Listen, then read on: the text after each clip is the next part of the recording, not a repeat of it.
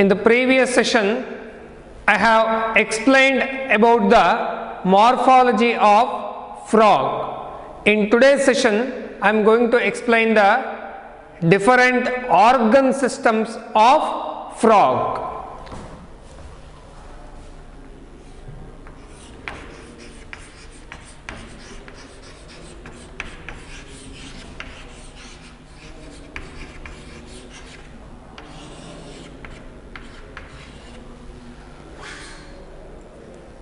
So frog ಒಂದು well developed vertebrate organism ಆಗಿರೋದ್ರಿಂದ organ systems are located or situated within the body cavity of the organism.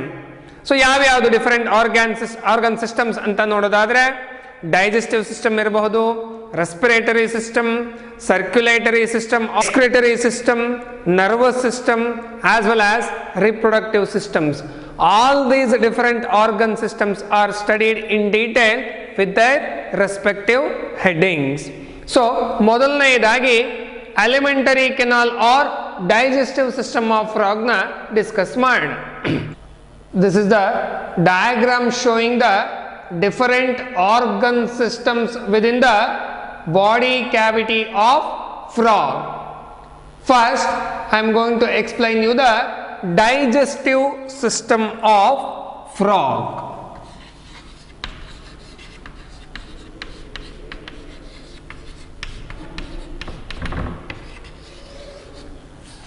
The digestive system or alimentary canal, which is situated within the body cavity from mouth to the cloaca. The buccal cavity opens into a tubular structure called esophagus. The esophagus opens into the stomach. Within the stomach, by the action of gastric glands and hydrochloric acid secreted by the internal lining of the stomach, digestion of food initiates. The gastric glands secretes the gastric juices. The partially digested food called chyme, the partially digested food chyme, which enters into the intestinal region.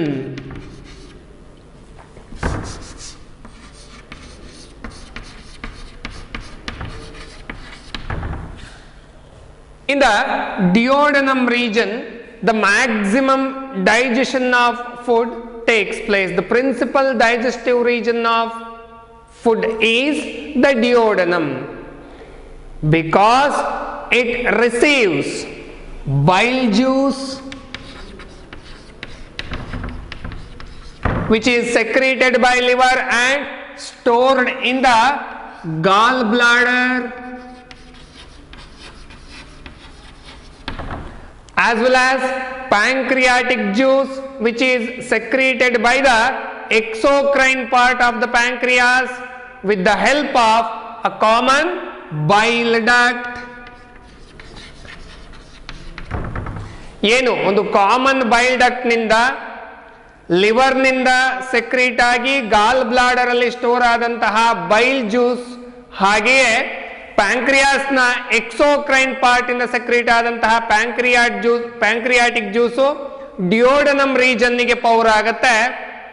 ಅಲ್ಲಿ ಈ partially digested ಖೈಮ್ ಏನಿದೆಯಲ್ಲ, ಆ food ನ ಎಮಲ್ಸಿಫಿಕೇಶನ್ಗೆ ಬೈಲ್ juice ಸಹಾಯ ಮಾಡಿದ್ರೆ pancreatic juice ನಲ್ಲಿ ಇರತಕ್ಕಂತಹ digestive enzymes the helps to digest the carbohydrate and proteins found in the food. So the intestine opens into the rectum. Rectum, ಈ rectum ನ ಕಡೆಗೆ ಈ ಡೈಜೆಷನ್ ಆದ ನಂತರ undigested waste particles ಅಂತ ಏನ್ ನೋಡ್ತೀವಿ, those waste particles are supplied towards the rectum through cloaca. Through cloaca, the undigested waste particles are eliminated out of the digestive tract. The opening of cloaca is called cloacal aperture.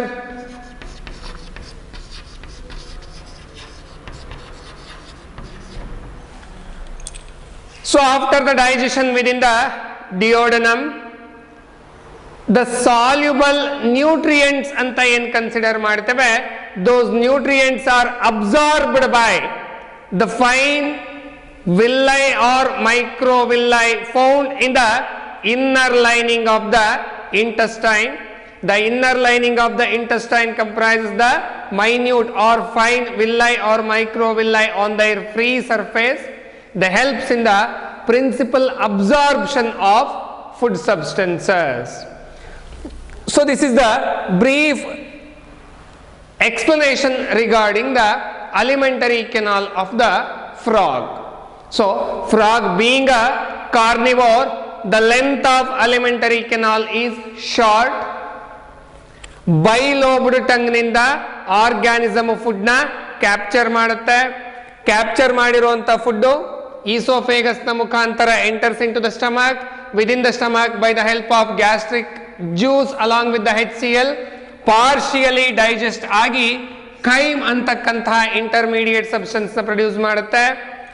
The chyme enters into the intestinal region exclusively, the duodenum region, which receives the bile juice which is secreted by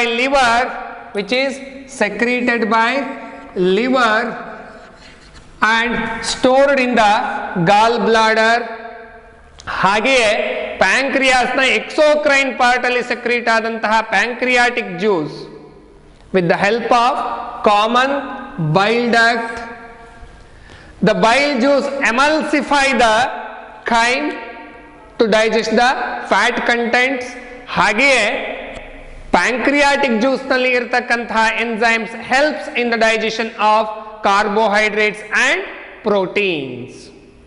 So after the completion of digestion, the inner lining of the intestine bears villi and microvilli on their free surface. They helps in the absorption of nutrients. Undigested waste particles are supplied towards the rectum. They stored there. The undigested food substances are stored in the rectum. Then they are eliminated through the cloaca. Cloaca ಅನ್ನೋದು ಹೊಸ term ನಮಗೆ. Annual examination ಅಲ್ಲಿ ಕೇಳ್ತಾರೆ what is ಕ್ಲೋಯೆಕಾ ಅಂತ. ಕ್ಲೋಯೆಕಾ ಅನ್ನೋದು which is a common median chamber for the digestive system, excretory system as well as reproductive system, which is a common median opening for the digestive system, excretory system as well as the reproductive system.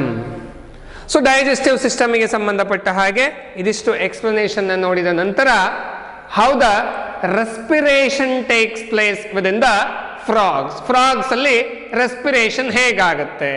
We know the mechanism of respiration ಅಂದ್ರೆ atmosphere ನ ಜೊತೆಗೆ ಒಂದು organism ಹೇಗೆ gases ನ respiratory gases ನ exchange ಮಾಡುತ್ತೆ ಅಂತ ನೋಡೋದಾದ್ರೆ, frog is being an amphibian having the capacity to survive within 2 different kinds of habitat. Previous session ನಲ್ಲಿ ಹೇಳಿದ ಹಾಗೆ within the water as well as on the terrestrial land. ಹಾಗಾದರೆ 2 ತರಹದ ರೆಸ್ಪಿರೇಟರಿ ಮೆಕ್ಯಾನಿಸಮ್ ನಾವಿಲ್ಲಿ ಅಬ್ಸರ್ವ್ ಮಾಡಬಹುದು. ಆ 2 different types of respiratory mechanisms ಯಾವ್ಯಾವುದು ಅಂತ ನೋಡಿದ್ರೆ, ಮೊದಲನೆಯದು cutaneous respiration.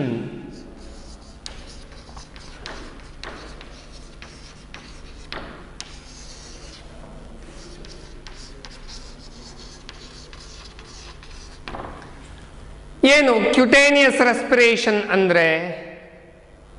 when the frog is under the water, the respiratory organ is skin. By means of diffusion, the dissolved oxygen within the aquatic habitat enters inside the body of the organism. As same, carbon dioxide also eliminated out of the body through diffusion only. When the frog is underwater, respiratory organ yaudu? Skin. By means of diffusion, higher concentration in the lower concentration ge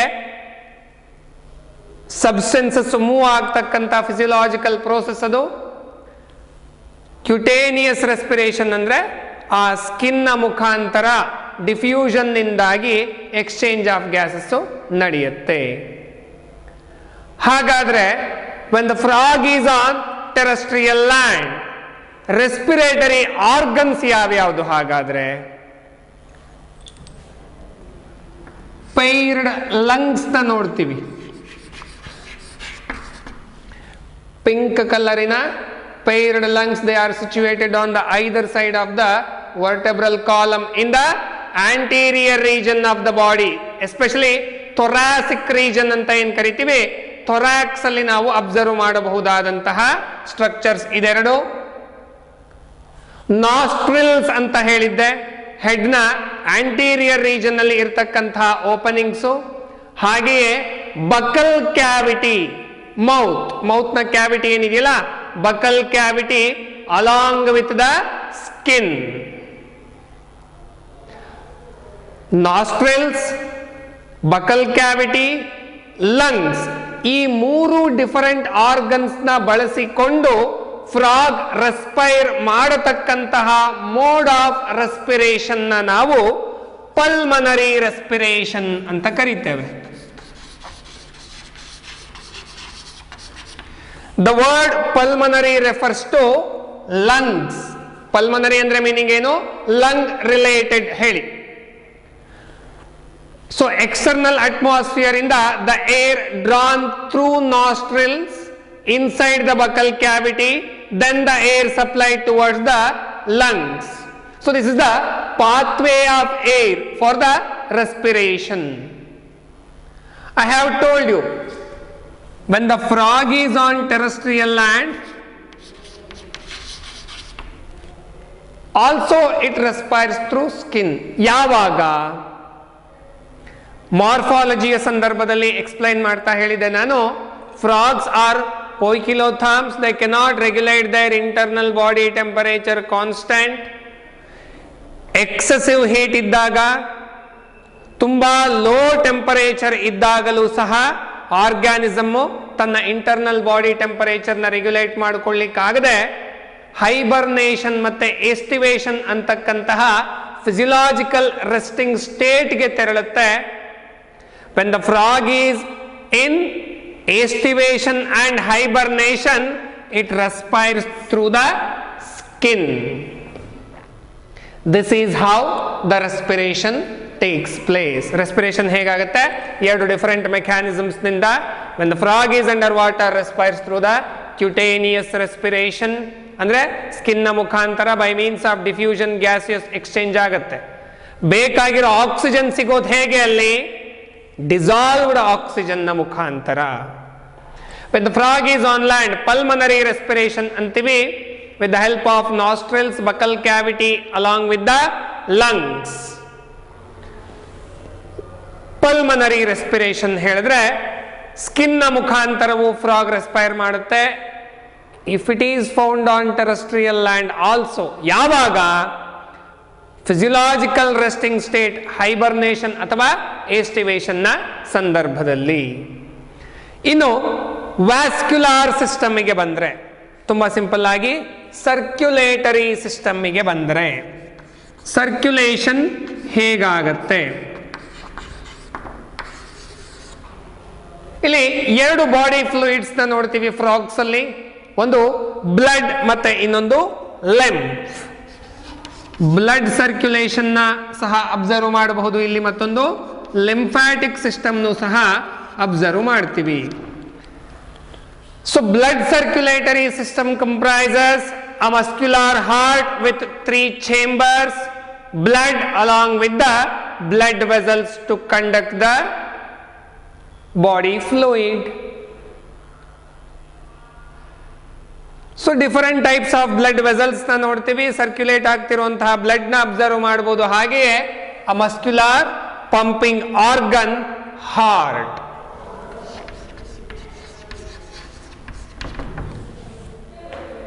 Heart is made up of 3 chambers. 3 chambers ಇದೆ heart ನಲ್ಲಿ. ಯಾವ್ಯಾವುದು? 2 atria ಮತ್ತೆ 1 ventricles. As right auricle, left auricle and a common median ventricle. So heart ಮತ್ತೆ associated blood vessels ನ ಮುಖಾಂತರ blood circulate ಆಗತಾ ಇರೋದ್ರಿಂದ frogs ಅಲ್ಲಿ ನಾವು ಸರ್ಕ್ಯುಲೇಷನ್ ನ ಕ್ಲೋಸ್ಡ್ ಸರ್ಕ್ಯುಲೇಟರಿ ಸಿಸ್ಟಮ್ ಅಂತ ಕರಿಬಹುದು. ಸೊ ಹೇಗೆ ಸರ್ಕ್ಯುಲೇಟ್ ಆಗತ್ತೆ ಅಥವಾ ಹಾರ್ಟಿನ ಒಂದು ಬ್ರೀಫ್ ಸ್ಟ್ರಕ್ಚರ್ ಏನು ಅಂತ ನೋಡೋದಾದ್ರೆ, ಈಗಷ್ಟೇ ಹೇಳಿದ ಹಾಗೆ heart is made up of 3 chambers, 2 auricles ಮತ್ತೆ 1 ವೆಂಟ್ರಿಕಲ್. ಸೊ ಈ ರೈಟ್ ಏಟ್ರಿಯಂ ನ ಮೇಲೆ ಒಂದು ಟ್ರಯಾಂಗ್ಯುಲರ್ ಸ್ಟ್ರಕ್ಚರ್ ಅಸೋಸಿಯೇಟ್ ಆಗಿದೆ. ಅದನ್ನ ಸೈನಸ್ ಅಂತ ಕರೀತೇವೆ. With the help of the structure, the frog receives the blood from various parts of the body. ಹಾಗೆಯೇ ventricle ನ ಪೋಸ್ಟೀರಿಯರ್ ರೀಜನ್ ನಲ್ಲಿ ಒಂದು ಸ್ಯಾಕ್ ಲೈಕ್ ಸ್ಟ್ರಕ್ಚರ್ ಸಿಚುವೇಟ್ ಆಗಿದೆ. ಅದನ್ನ ನಾವು ಕೋನಸ್ ಆಂಟೆರಿಯೋಸಸ್ ಅಂತ ಕರಿತೀವಿ. ಕೋನಸ್ ಆಂಟೆರಿಯೋಸಸ್ ಅನ್ನೋದು the sac like extension found beneath the ventricle. Through that the blood from the heart supplied towards the various parts of the body. ಈ sinus ವೆನೋಸಸ್ ಅಂತಕ್ಕಂತಹ ಸ್ಟ್ರಕ್ಚರ್ ನಿಂದ, sinus ವೆನೋಸಸ್ ಅಂದ್ರೆ a triangular extension fused with the right atrium receives the blood from various parts of the body with the help of vena cava.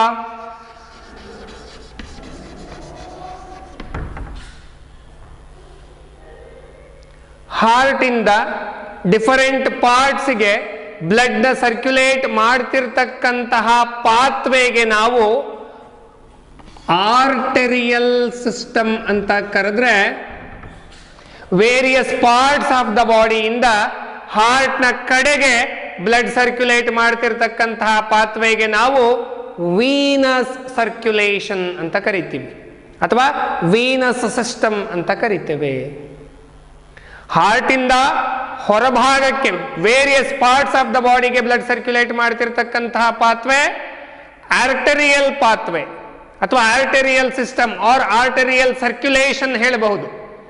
So various parts of the ಬಾಡಿಯಿಂದ heart ನ ಕಡೆಗೆ towards heart supply ಆಗ್ತಿರ್ತಕ್ಕಂತಹ ಪಾತ್ವೇನ ಅಥವಾ circulatory ಮೆಕ್ಯಾನಿಸಮ್ನ Venus circulation ಅಂತ ಹೇಳ್ತೀವಿ. ಇದಷ್ಟನ್ನ ಬಿಟ್ಟು 2 different types of portal systems ನಾವು ಫ್ರಾಗ್ಸ್ ಅಲ್ಲಿ ಅಬ್ಸರ್ವ್ ಮಾಡಬಹುದು. ಪೋರ್ಟಲ್ ಸಿಸ್ಟಮ್ ಅಂತಂದ್ರೆ 2 ಡಿಫರೆಂಟ್ ಆರ್ಗನ್ ಸಿಸ್ಟಮ್ಸ್ ನಡುವೆಯ ಸರ್ಕ್ಯುಲೇಟರಿ ಪಾತ್ವೇನ ಪೋರ್ಟಲ್ ಸಿಸ್ಟಮ್ ಹೇಳಬಹುದು. 2 different types of portal systems ಇದೆ ಫ್ರಾಗ್ ನಲ್ಲಿ. ಒಂದು, the circulatory connection between digestive system and a circulatory connection between the kidney and the lower parts. 2 different portal systems ಇದೆ. Digestive system ನಲ್ಲಿ ಬರ್ತಕ್ಕಂತಹ ಡಿಯೋಡೆನಮ್ ಅಥವಾ intestine ಮತ್ತೆ ಲಿವರಿನ ನಡುವೆಯ portal ಸಿಸ್ಟಮ್ಗೆ ನಾವು ಹೆಪಾಟಿಕ್ ಪೋರ್ಟಲ್ ಸಿಸ್ಟಮ್ ಅಂತ ಕರೆದ್ರೆ, ಕಿಡ್ನಿ ಮತ್ತೆ ಅದರ ಅಸೋಸಿಯೇಟೆಡ್ ಲೋಯರ್ ಆರ್ಗನ್ಸ್ಗೆ. ಮೀನ್ಸ್ ಕ್ಲೋಯೆಕಾ ಮತ್ತೆ ಕಿಡ್ನಿಯ ನಡುವೆಯ ಸರ್ಕ್ಯುಲೇಟರಿ ಮೆಕ್ಯಾನಿಸಮ್ನ ನಾವು ರೀನಲ್ ಪೋರ್ಟಲ್ ಸಿಸ್ಟಮ್ ಅಂತ ಕರಿತೀವಿ. What we call renal portal system ಅಂತ. ಸೊ ಯಾಕೆ ಇಲ್ಲಿ ಕ್ಲೋಯೆಕಾಗೂ ಮತ್ತು ಕಿಡ್ನಿಯ ನಡುವೆ ಒಂದು ಸರ್ಕ್ಯುಲೇಟರಿ ಪಾತ್ವೆ ಅರೇಂಜ್ ಆಗಿದೆ ಅಂತಂದ್ರೆ, ನಾನು ಅವಾಗಲೇ ಹೇಳಿದ ಹಾಗೆ ಕ್ಲೋಯೆಕಾ ಅನ್ನೋದೊಂದು common median opening for 3 different organ systems: excretory, digestive as well as reproductive systems. So blood in a composition ಏನು? Blood is composed of fluid plasma along with the different types of blood cells, corpuscles ಅಂತಾನು ಹೇಳಬಹುದು. Different blood cells ಯಾವ್ಯಾವುದು ಅಂತ ನೋಡಿದ್ರೆ erythrocytes, leucocytes ಹಾಗೆಯೇ platelets. ನಮಗೆ well known ರೀತಿಯಲ್ಲಿ ಹೇಳೋದಾದ್ರೆ RBC, WBC, platelets. So RBCs are also called as erythrocytes. ಇಲ್ಲಿ ಫ್ರಾಗ್ RBCs ನಲ್ಲಿ ತುಂಬಾ ಚೆನ್ನಾಗಿ ನೆನ್ಪಿಟ್ಕೋಬೇಕಾಗಿರೋ ಒಂದು ಅಂಶ ಏನು ಅಂತಂದ್ರೆ, frog RBCs are nucleated. They are nucleated. ಏನು ನ್ಯೂಕ್ಲಿಯೇಟೆಡ್ ಅಂದ್ರೆ? They contain nucleus. ಏನು ಡಿಫರೆನ್ಸ್ ಏನಿದೆ ಬೇರೆ ಆರ್ಗ್ಯಾನಿಸಮ್ಸ್ಗೆ ಕಂಪೇರ್ ಮಾಡಿದ್ರೆ ಫ್ರಾಗ್ಸ್ ಅಲ್ಲಿ? ಫಾರ್ ಎಕ್ಸಾಂಪಲ್ ಹ್ಯೂಮನ್ RBCsಗೆ ಕಂಪೇರ್ ಮಾಡಿದ್ರೆ human RBCs are enucleated, they devoid of nucleus. But frogs ಅಲ್ಲಿ ನಾವು RBCs ನ ನ್ಯೂಕ್ಲಿಯೇಟೆಡ್ RBCs ಅಂತ ಕರಿತೀವಿ. They have prominent nucleus along with the colouring pigment called haemoglobin. RBCs ಅಲ್ಲಿ ಏನಿರುತ್ತೆ? ಹೀಮೋಗ್ಲೋಬಿನ್ ನ ಅಬ್ಸರ್ವ್ ಮಾಡಬಹುದು. The pigment responsible for the transportation of respiratory gases. ಇನ್ನ WBC ಅಂತ ನೋಡಿದ್ರೆ ಅದರಲ್ಲಿ ಡಿಫರೆಂಟ್ ಟೈಪ್ಸ್ ಆಫ್ WBC ಇದೆ. ಡಿಫೆನ್ಸಿವ್ ಮೆಕ್ಯಾನಿಸಮ್ ನಲ್ಲಿ ಇನ್ವಾಲ್ವ್ ಆದರೆ platelets, kind of blood cells, helps in the blood clotting mechanism. Lymphatic system ನ ನೋಡೋದಾದ್ರೆ, ಲಿಂಫ್ ಅಂತ ನಾನು ಹೇಳಿದೆ ಅವಾಗ್ಲೇನೆ, ಲಿಂಫ್ಯಾಟಿಕ್ ಸಿಸ್ಟಮ್ ನಲ್ಲಿ ಲಿಂಫ್ ಅಂತಕ್ಕಂತಹ ಬಾಡಿ ಫ್ಲೂಯಿಡ್, ಅದರ ಸರ್ಕ್ಯುಲೇಷನ್ ಗೆ ಬೇಕಾಗಿರ್ತಕ್ಕಂತಹ lymphatic channels along with lymphatic nodes or lymph nodes ನ ನಾವು ಲಿಂಫ್ಯಾಟಿಕ್ ಸಿಸ್ಟಮ್ ನಲ್ಲಿ ಅಬ್ಸರ್ವ್ ಮಾಡ್ತೀವಿ. ಕಂಪೋಸಿಷನ್ ಏನು ಅಂತ ನೋಡೋದಾದ್ರೆ ಲಿಂಫ್ದು, which is extremely different from blood. Plasma proteins ಮತ್ತೆ RBC ನ ಬಿಟ್ಟು ಉಳಿದಿರೋ ಎಲ್ಲಾ ಕನ್ಸ್ಟಿಟ್ಯೂಯೆಂಟ್ಸ್ ನಾವು ಲಿಂಫ್ ನಲ್ಲಿ ಅಬ್ಸರ್ವ್ ಮಾಡಬಹುದು. ಸೊ ಫಂಕ್ಷನ್ ಏನು ಬ್ಲಡ್ದು ಅಂತ ನೋಡೋದಾದ್ರೆ, ಟ್ರಾನ್ಸ್ಪೋರ್ಟೇಷನ್ ಆಫ್ ರೆಸ್ಪಿರೇಟರಿ ಗ್ಯಾಸಸ್ ಇರಬಹುದು, ಟ್ರಾನ್ಸ್ಪೋರ್ಟೇಷನ್ ಆಫ್ ನ್ಯೂಟ್ರಿಯೆಂಟ್ಸ್ ಇರಬಹುದು, ಹಾಗೆಯೇ transportation of nitrogenous waste products. ಇದಿಷ್ಟು ಬ್ಲಡ್ ಸರ್ಕ್ಯುಲೇಟರಿ ಸಿಸ್ಟಮ್ಗೆ related information in frogs. Hope you understand. Next organ system ಯಾವುದು ಅಂತ ನೋಡೋದಾದ್ರೆ the excretory system. Next organ system ಯಾವುದು? The excretory system.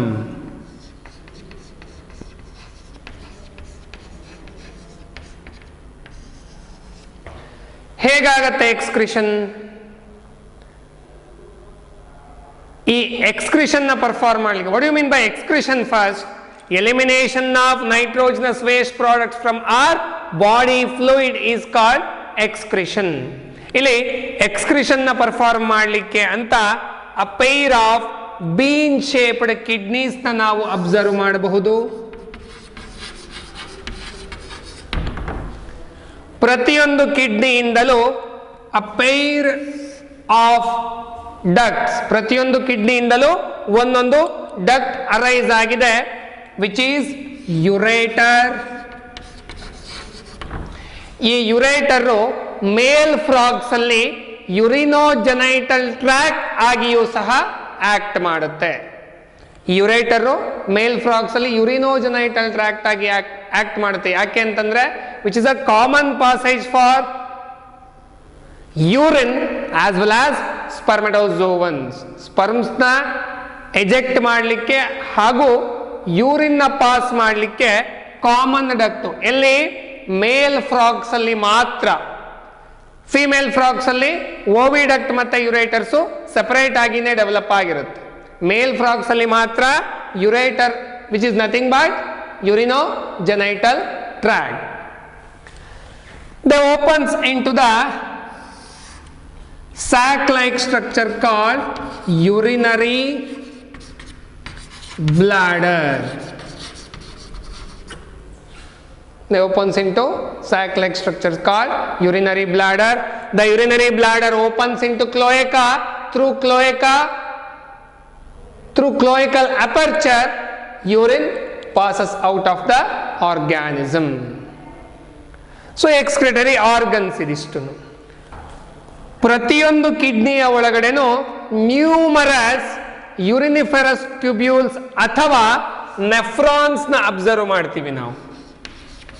The structural and functional units of kidney. Each kidney comprises of numerous uriniferous tubules or nephrons to produce the urine. So frogs ಅಲ್ಲಿ ಯೂರಿಯಾದ form ನಲ್ಲಿ nitrogenous waste product eliminate ಆಗೋದ್ರಿಂದ frogs eliminates nitrogenous waste products in the form of urea. That is why frogs are called ureotelic organisms. Frogs are called ureotelic organisms. Yake?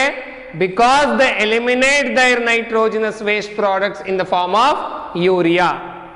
Cockroach na ನೆನಪು ಮಾಡಿಕೊಂಡ್ರೆ uric acid ನ form ನಲ್ಲಿ nitrogenous waste ನ eliminate ಮಾಡುತ್ತೆ. That is why cockroach is uricotelic organism.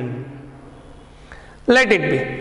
This is how the excretion takes place in frogs. Coming to the coordination system.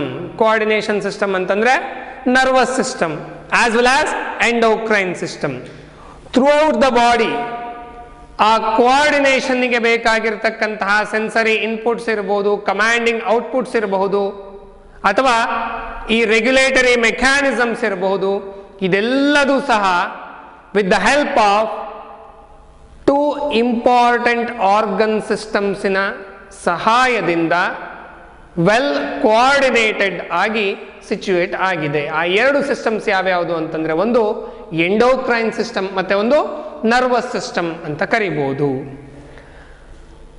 So endocrine system ಅಂದ್ರೆ ಏನಪ್ಪ? Different endocrine glands ಗೊತ್ತಿದೆ ನಮಗೆ. Principal endocrine glands ಅಂತ ನಾವು frogs ಅಲ್ಲಿ ನೋಡೋದು ಯಾವ್ಯಾವುದು ಅಂದ್ರೆ ಪಿಟ್ಯೂಟರಿ ಗ್ಲ್ಯಾಂಡ್ ಇರಬಹುದು, ಪೀನಿಯಲ್ ಗ್ಲ್ಯಾಂಡ್ ಇರಬಹುದು, ಥೈರಾಯ್ಡ್ ಗ್ಲ್ಯಾಂಡ್ ಇರಬಹುದು, ಪ್ಯಾರಾಥೈರಾಯ್ಡ್ ಗ್ಲ್ಯಾಂಡ್ ಇರಬಹುದು. ಮೇಲ್ಸ್ ಅಲ್ಲಿ ಟೆಸ್ಟೇಸ್, ಫಿಮೇಲ್ ಅಲ್ಲಿ ovary, as well as adrenal gland. So ಇವೆಲ್ಲ ಡಿಫರೆಂಟ್ ಎಂಡೋಕ್ರೈನ್ ಗ್ಲ್ಯಾಂಡ್ಸ್. ಮತ್ತೆ ಅವುಗಳ ಸೆಕ್ರಿಷನ್ಸ್ ನಾವು ಹಾರ್ಮೋನ್ಸ್ ಅಂತ ಕರಿತೇವೆ. Hormones are nothing but the chemical messengers. ಈ ಎಂಡೋಕ್ರೈನ್ ಸಿಸ್ಟಮ್ ಸೆಕ್ರೀಟ್ ಆಗ್ತಕ್ಕಂಥ ಹಾರ್ಮೋನು, ಅವುಗಳ ಫಂಕ್ಷನ್ನು, ಇದೆಲ್ಲವನ್ನ ಡೀಟೇಲ್ ಆಗಿ ನೀವು first PUC last chapter chemical coordination and integration chapter ನಲ್ಲಿ ಡೀಟೇಲ್ ಆಗಿ ಸ್ಟಡಿ ಮಾಡ್ತೀರಾ. ಇಲ್ಲಿ ಸದ್ಯಕ್ಕೆ ಫ್ರಾಗ್ಸ್ ಅಲ್ಲಿ ಒಂದಷ್ಟು ಎಂಡೋಕ್ರೈನ್ ಗ್ಲ್ಯಾಂಡ್ಸ್ ಇದೆ. Pituitary, pineal, thyroid, parathyroid, pancreas, adrenal gland, ಹಾಗೆಯೇ testis in males and ovaries in female acts as the endocrine glands. They secrete respective hormones to coordinate with the nervous system for the maintenance of complete body organization.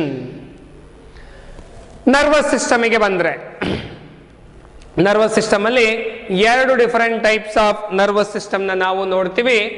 ಯಾವ್ಯಾವ್ದಪ್ಪ ಅಂತಂದ್ರೆ ಒಂದು central nervous system ಮತ್ತೆ ಇನ್ನೊಂದು peripheral nervous system. CNS ಮತ್ತೆ PNS ಅಂತ ಕರಿತೀವಿ. Central nervous system ಮತ್ತೆ ಇನ್ನೊಂದು peripheral nervous system. So the central nervous system comprises of brain and spinal cord. Brain ಮತ್ತೆ spinal cord together constitute the central nervous system. In a PNS, peripheral nervous system ಅಂತಂದ್ರೆ which constitutes nerves and nerve fibers which arises from the central nervous system. Central nervous system ನಿಂದ arise ಆದಂತಹ nerves ಮತ್ತೆ nerve fibres together constitute the peripheral nervous system. ಅಂದ್ರೆ throughout body organise ಆಗಿರ್ತಕ್ಕಂತಹ nervous system ಅದು. So ಇಲ್ಲಿ ಎರಡು different types of nervous systems ಬರುತ್ತೆ peripheral nervous system ನಲ್ಲಿ. ಒಂದು ಸೊಮ್ಯಾಟಿಕ್ ನರ್ವಸ್ ಸಿಸ್ಟಮ್ ಮತ್ತೆ ಇನ್ನೊಂದು ಆಟೋನೋಮಿಕ್ ನರ್ವಸ್ ಸಿಸ್ಟಮ್ ಅಂತ. ಸೊ ಆಟೋನೋಮಿಕ್ ನರ್ವಸ್ ಸಿಸ್ಟಮ್ ಅಲ್ಲಿ once again two types, sympathetic ಮತ್ತೆ ಪ್ಯಾರಾಸಿಂಪಥ್ಯಾಟಿಕ್ ಹೇಳಿ. Once again you will study in detail in neural control and coordination chapter in this year only. So brain ಅಂತ ಏನು ಕರೆದ್ವಿ, central nervous system ಇನ central processing unit. The brain is situated within a brain box or cranium ಹೇಳಬಹುದು. Brain box or cranium. So the brain is divided into three major regions: forebrain, midbrain and hindbrain. So forebrain ನಲ್ಲಿ ನೋಡೋದಾದ್ರೆ olfactory lobes ಅಂತಕ್ಕಂತಹ important structures ನ observe ಮಾಡ್ತೀವಿ.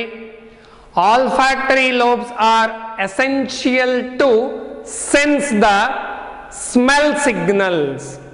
So smell signals ಏನೇ ಬಂದ್ರು ಆ smell ಸಿಗ್ನಲ್ಸ್ನ ರಿಸೀವ್ ಮಾಡಿಕೊಂಡು ಪ್ರೋಸೆಸ್ ಮಾಡಿ ಅದಕ್ಕೆ ಬೇಕಾಗಿರ್ತಕ್ಕಂತಹ ಸೆನ್ಸರಿ ಔಟ್ಪುಟ್ನ ಕೊಡೋ ಕೆಲಸ ಯಾವುದ್ರದ್ದು, olfactory lobes. They are situated in the forebrain. Paired cerebral ಹೆಮಿಸ್ಪಿಯರ್ನ ನಾವು ಅಬ್ಸರ್ವ್ ಮಾಡ್ತೀವಿ ಫೋರ್ಬ್ರೈನ್ ನಲ್ಲಿ. A pair of cerebral hemisphere. ಹಾಗೆಯೇ ಡಯನ್ಸೆಫಲಾನ್ ಅಂತಕ್ಕಂತಹ ಒಂದು ಸಿಂಗ್ಯುಲರ್ ಸ್ಟ್ರಕ್ಚರ್ನ ಅಬ್ಸರ್ವ್ ಮಾಡಬಹುದು ಫೋರ್ ಬ್ರೈನ್ ನಲ್ಲಿ. ಇನ್ನು ಮಿಡ್ ಬ್ರೈನ್ ಅಂತ ನೋಡಿದ್ರೆ the midbrain comprises optic lobes. Optic lobes ಅಂತಂದ್ರೆ ವಿಜುವಲ್ ಸಿಗ್ನಲ್ಸ್ ಏನ್ ಬರುತ್ತೆ ಆ ವಿಜುವಲ್ ಸಿಗ್ನಲ್ಸ್ ನ ರಿಸೀವ್ ಮಾಡಿಕೊಳ್ತಕ್ಕಂತಹ ಲೋಬ್ಸ್ ಅಥವಾ ಅದನ್ನ ಅನಲೈಸ್ ಮಾಡಿ ಔಟ್ಪುಟ್ ಕಮಾಂಡ್ ನ ಪ್ರೋಸೆಸ್ ಮಾಡತಕ್ಕಂತಹ structures which found in the midbrain region. ಇನ್ನ ಹೈಂಡ್ ಬ್ರೈನಿಗೆ ಬಂದ್ರೆ which contains cerebellum, medulla oblongata. The medulla oblongata connected to the spinal cord. So this is the brief explanation towards the nervous system of frog. ಇನ್ನು different sensory organs ನ observe ಮಾಡ್ತೀವಿ frogs ಅಲ್ಲಿ.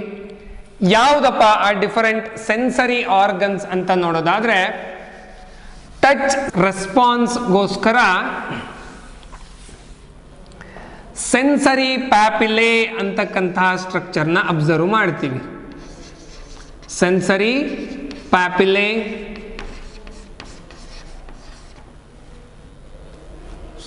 ಹಾಗೆಯೇ visual signals ನ catch ಮಾಡಲಿಕ್ಕೆ a pair of simple eyes. Taste ನ recognise ಮಾಡಲಿಕ್ಕೆ taste buds. ಹಾಗೆಯೇ ಎಕ್ಸ್ಟರ್ನಲ್ ಇಯರ್ಸ್ ನ ಆಬ್ಸೆನ್ಸ್ ಇದ್ದರೂ ಸಹ tympanum serves as the auditory organ to receive audible signal to receive audible signals. So ಇದರ ಜೊತೆಗೆ ಇನ್ನೊಂದಷ್ಟು ಡಿಫರೆಂಟ್ ಸೆನ್ಸರಿ ಆರ್ಗನ್ಸ್ ನ ನಾವು ಫ್ರಾಗ್ಸ್ ಅಲ್ಲಿ ಅಬ್ಸರ್ವ್ ಮಾಡ್ತೀವಿ.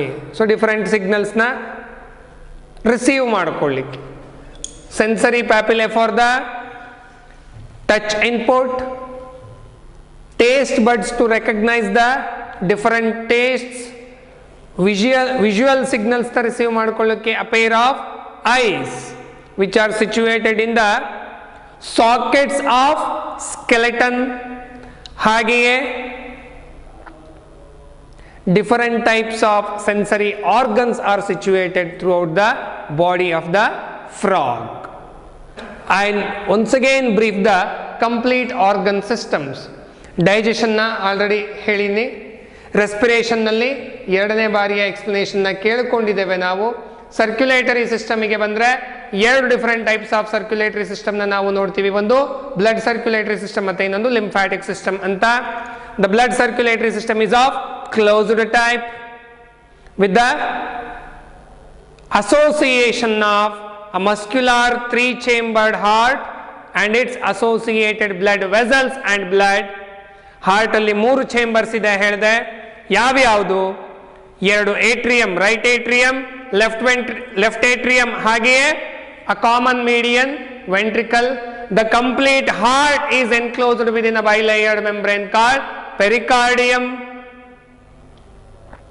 ಹಾರ್ಟಿನ ಆಂಟೀರಿಯರ್ ರೀಜನ್ ನಲ್ಲಿ ರೈಟ್ ಏಟ್ರಿಯಂ ನ ಜೊತೆಗೆ ಫ್ಯೂಸ್ ಆಗಿರತಕ್ಕಂತ ಟ್ರಯಾಂಗ್ಯುಲರ್ ಸ್ಟ್ರಕ್ಚರ್ ಸೈನಸ್ ವೆನೋಸಸ್ ನಿಂದ ಬಾಡಿಯ ಎಲ್ಲಾ ಪಾರ್ಟ್ಸ್ ಇಂದ through vena cava heart receives the blood. ಹಾಗೆಯೇ ವೆಂಟ್ರಿಕಲ್ ನ ಪೋಸ್ಟೀರಿಯರ್ ರೀಜನ್ ನಲ್ಲಿ ಇರತಕ್ಕಂತಹ ಕೋನಸ್ ಆಂಟರಿಯೋಸಸ್ ಅಂತಕ್ಕಂಥ ಸ್ಟ್ರಕ್ಚರ್ ನ ಮುಖಾಂತರ ಹಾರ್ಟ್ ನಿಂದ blood various parts of the ಬಾಡಿಗೆ ಸಪ್ಲೈ ಆಗುತ್ತೆ. ಇನ್ಕಂಪ್ಲೀಟ್ ಡಬಲ್ ಸರ್ಕ್ಯುಲೇಷನ್ ಅಂತ ಹೇಳ್ತೀವಿ ಫ್ರಾಗ್ಸ್ ಅಲ್ಲಿ. The blood composition is of plasma and different blood cells ಯಾವ್ಯಾವುದು ಅಂದ್ರೆ RBC, WBC and platelets. Lymphatic ಸಿಸ್ಟಮ್ಗೆ ಬಂದ್ರೆ lymphatic channels and lymph nodes lymphatic ಸಿಸ್ಟಮ್ನ ಕನ್ಸ್ಟಿಟ್ಯೂಯೆಂಟ್ಸ್ ಆಗಿದ್ರೆ, ಲಿಂಫ್ ನಲ್ಲಿ ಬ್ಲಡ್ ನಲ್ಲಿ ಇರುವಂತಹ ಕನ್ಸ್ಟಿಟ್ಯೂಯೆಂಟ್ಸ್ ನೋಡ್ತೀವಿ except RBC and plasma proteins. ಎಕ್ಸ್ಕ್ರಿಷನ್ಗೆ ಬಂದ್ರೆ ಎಕ್ಸ್ಕ್ರಿಷನ್ ನ ಪರ್ಫಾರ್ಮ್ ಮಾಡಲಿಕ್ಕೆ ಅಂತ pair of bean shaped kidneys ನ ನೋಡ್ತೀವಿ. ಈಚ್ ಕಿಡ್ನಿಯಿಂದ ಒಂದೊಂದು ಯುರೇಟರ್ ಅರೈಸ್ ಆಗಿರುತ್ತೆ. ಮೇಲ್ ಫ್ರಾಗ್ಸ್ ಅಲ್ಲಿ ureters are also called as urinogenital tracts.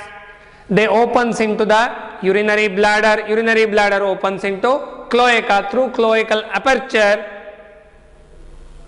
the urine passes out of the cloacal chamber.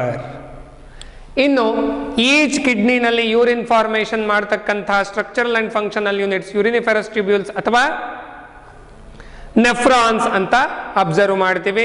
Nervous system ಮತ್ತೆ ಎಂಡೋಕ್ರೈನ್ ಸಿಸ್ಟಮ್ ಎರಡರ ಕೋಆರ್ಡಿನೇಷನ್ ನಿಂದಾಗಿ complete body organisation well maintained ಅಂತ ಅನ್ಸ್ಕೊಡುತ್ತೆ.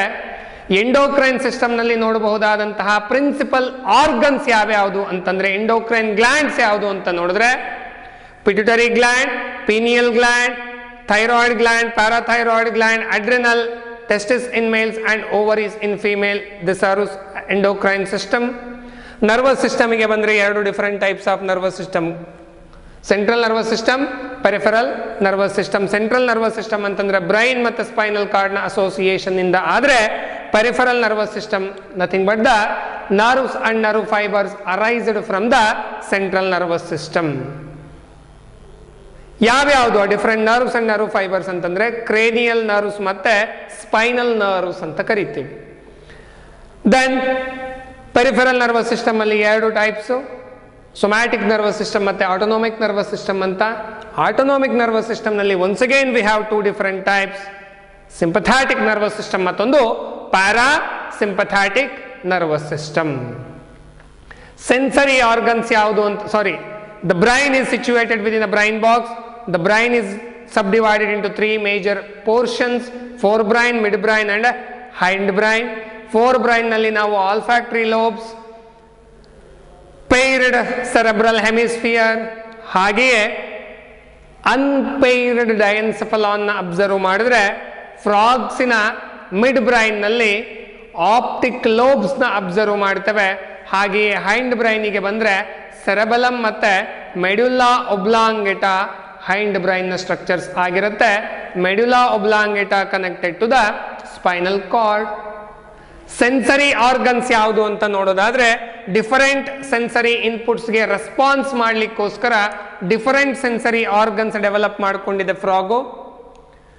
Touch ಇನ್ಪುಟ್ಗೆ ರೆಸ್ಪಾನ್ಸ್ಗೋಸ್ಕರವಾಗಿ sensory papillae, taste buds, eyes, tympanum and associated sensory organs helps in the sensory responses. Coming to the last part, the process reproduction. This diagram will be asked for 5 marks in your annual examination. ನೀಟಾಗಿ practice ಮಾಡಬೇಕು. Digestive system of frog ಅಂತ ಕೇಳಿದ್ರು ಸಹ ನೀವು ಇದಿಷ್ಟು ಡಯಾಗ್ರಾಮ್ನ ಬರೀಲೇಬೇಕು, ಇದಿಷ್ಟು ಲೇಬ್ಲಿಂಗ್ಸ್ ಇರಲೇಬೇಕು. ಯಾಕೆ ಅಂತಂದ್ರೆ ಇಲ್ಲಿ ಡೈಜೆಸ್ಟಿವ್, ಎಕ್ಸ್ಕ್ರಿಟರಿ ಮತ್ತೆ ರಿಪ್ರೊಡಕ್ಟಿವ್ ಸಿಸ್ಟಮ್ ಈ ಮೂರಕ್ಕೂ ಕಾಮನ್ ಮೀಡಿಯನ್ ಚೇಂಬರ್ ಕ್ಲೋಯೆಕಾ ಆಗಿರೋದ್ರಿಂದ you have to write the complete diagram. 5 ಮಾರ್ಕ್ಸ್ಗೆ ಕೇಳ್ತಾರೆ draw a neat labelled diagram of digestive system of frog ಅಂತ ಕೇಳಿದ್ರೆ you should write the same. ಇನ್ನು the last part of the anatomy of frog, that is reproduction.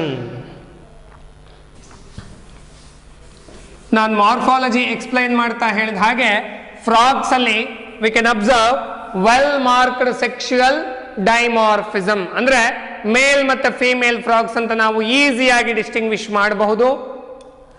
Morphologically ಹೇಳಿದ್ದೆ ನಾನು 2 characteristics ಇಂದ we can distinguish male frog over the female frog. ಯಾವ್ಯಾವುದು ಅಂತಂದ್ರೆ presence of copulatory pad in the last digit of forelimb in male frogs, ಹಾಗೆಯೇ presence of vocal sacs in male frogs. So different organisms ನಲ್ಲಿ different well marked sexual organs ನ development ನ observe ಮಾಡಬಹುದು. ಮೊದಲನೇದಾಗಿ male reproductive system.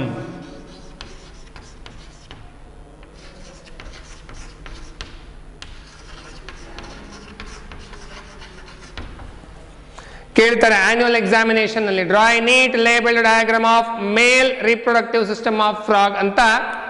With the neat labelled diagram you should explain the male reproductive system of frog which is situated in the posterior region of the organism, trunk region in a lower region nalli, trunk region in a lower part nalli ನಾವು male reproductive system na observe ಮಾಡಬಹುದು. The male reproductive system comprises a pair of yellowish ovoid testes. Ovoid means oval shape ಅಲ್ಲಿ ಇರತಕ್ಕಂತಹ testes ಹೇಳಿ. So they are found attached to the kidneys on the anterior region. ಕಿಡ್ನಿಗೆ ಹೊಂದಿಕೊಂಡಿರುವ ತರಹ develop ಆಗಿರುತ್ತೆ 2 testes ಸಹ.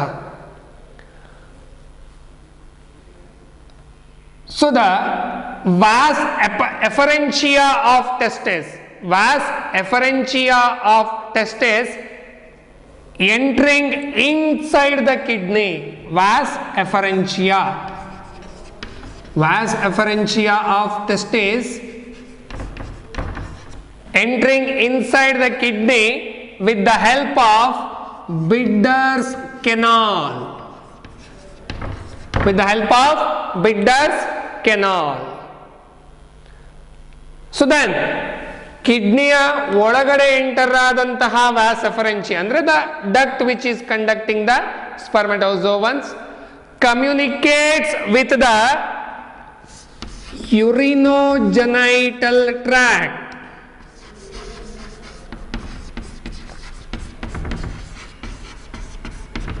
Communicates with the urinogenital tract, enters into the cloaca through cloacal aperture, ejaculation of spermatozoans takes place. So this is the male reproductive system. So this will be the adrenal gland,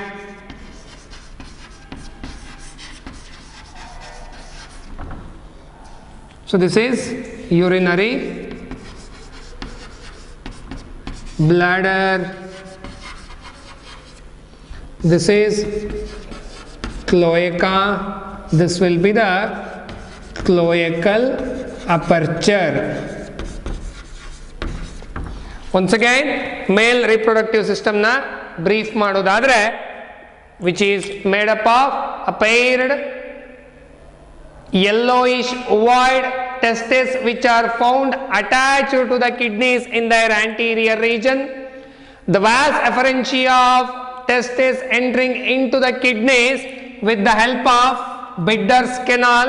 ಎಷ್ಟು ವ್ಯಾಸ್ ಎಫರೆನ್ಷಿಯಾನ ನೋಡ್ತೇವೆ ನಾವು ಅಂತಂದ್ರೆ, ಪ್ರತಿಯೊಂದು ಟೆಸ್ಟೆಸ್ ನಿಂದಲೂ 10 ರಿಂದ 12 ವ್ಯಾಸ್ ಎಫರೆನ್ಷಿಯಾ ಕಿಡ್ನಿಯ ಒಳಗಡೆ enter ಆಗ್ತಾ ಇರುತ್ತೆ. So those vas efferentia communicates with the urinogenital tract entering to the cloaca. Through cloacal aperture ejaculation occurs. Annual exam ಅಲ್ಲಿ 5 ಮಾರ್ಕ್ಸ್ಗೆ ಕೇಳಬಹುದಾದಂತಹ ಡಯಾಗ್ರಾಮ್ ಇದು. ಡಯಾಗ್ರಾಮ್ನ ಬರೆದು ನೀಟಾಗಿ ಲೇಬಲ್ ಮಾಡಬೇಕು. So these are the fat bodies.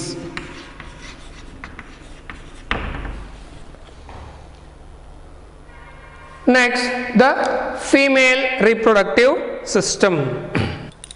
So this is the female reproductive system of frog. So ಕಿಡ್ನಿಗೂ ಮತ್ತು ಓವರೀಸ್ಗೂ ಯಾವುದೇ ರೀತಿಯ ಫಂಕ್ಷನಲ್ ಅಟ್ಯಾಚ್ಮೆಂಟ್ ಇರೋದಿಲ್ಲ ಫೀಮೇಲ್ ಫ್ರಾಗ್ಸ್ ಅಲ್ಲಿ. The ovaries are situated anterior to the kidney. ಓವರಿಯಿಂದ ಓವಮ್ನ ಕಂಡಕ್ಟ್ ಮಾಡತಕ್ಕಂತಹ ಚಾನಲ್ನ ನಾವು ಓವಿಡಕ್ಟ್ ಹೇಳಿ ಕರಿಬಹುದು. The oviduct are connected to the cloaca. So these are the ureters. This will be the cloacal aperture.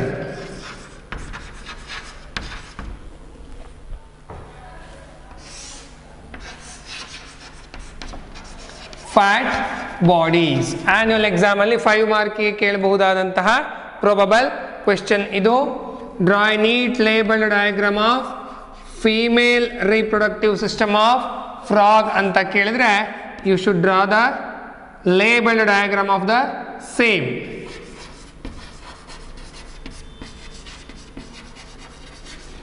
The female reproductive system in frog situated in the posterior region of the trunk comprises a pair of ovaries which are situated anterior to the kidneys, but they do not have any functional connection with the kidneys. From each ovary there arises a duct called oviduct which conducts the ovum towards the cloaca. Through cloacal aperture the eggs are released out of the organism. So frogs ಅಲ್ಲಿ sexual mode of reproduction ನ observe ಮಾಡಬಹುದು. Fertilisation is external. Organism ನ ಒಳಗಡೆಯೇ fertilise ಆಗೋದಿಲ್ಲ. ಇಲ್ಲಿ outside the body of the parents fertilisation ಆಗೋದ್ರಿಂದ external fertilisation ಅಂತ consider ಮಾಡಬಹುದು. ಸೊ ಕಾಪ್ಯುಲೇಷನ್ ಸಂದರ್ಭದಲ್ಲಿ ಏನು ಆ ಕಾಪ್ಯುಲೇಟರಿ ಪ್ಯಾಡ್ ನ ಅಬ್ಸರ್ವ್ ಮಾಡ್ತೀವಿ ಫ್ರಾಗ್ಸ್ದು. With the help of copulatory pad, it stimulates the female organism to lay her eggs. After the release of eggs, male frog sprinkles the sperm over the eggs to fertilize them in water media. About 2,500 of eggs released by a female frog. Frogs are very beneficial to mankind because they feed on the insects found in the farm. Insects ಗೆ frog ಒಂದು natural predator ಆಗಿರೋದ್ರಿಂದ ಕ್ರಾಪ್ಸ್ನ ಹಾಳು ಮಾಡ್ತಕ್ಕಂಥ ಇನ್ಸೆಕ್ಟ್ಸ್ನ ಮೇಲೆ frogs feed ಮಾಡೋದ್ರಿಂದ they are beneficiary to the mankind. This completes structural organisation in animals. Once again overview of chapter ನ ನೋಡೋದಾದ್ರೆ, ಮೊದಲಿಗೆ ನಾವು different kinds of animal tissues ನ ಸ್ಟಡಿ ಮಾಡಿದ್ವಿ. ಆ different types of animal tissues ನ association ಇಂದ ಆರ್ಗನ್ಸ್ ಮತ್ತೆ ಆರ್ಗನ್ ಸಿಸ್ಟಮ್ಸ್ ಫಾರ್ಮೇಶನ್ ಆಗಿರುತ್ತೆ. ಆ ಡಿಫರೆಂಟ್ ಆರ್ಗನ್ಸ್ ಮತ್ತೆ organ systems study ಮಾಡ್ಲಿಕ್ಕೋಸ್ಕರವಾಗಿ 3 different organisms ನ ಮಾರ್ಫಾಲಜಿ ಮತ್ತೆ ಅನಾಟಮಿಕಲ್ ಫೀಚರ್ಸ್ ನ ಸ್ಟಡಿ ಮಾಡ್ತಾ ಹೊರಟಾಗ we have studied earthworm, an insect cockroach, as well as a vertebrate frog. Hope you understand the complete topic. Thank you.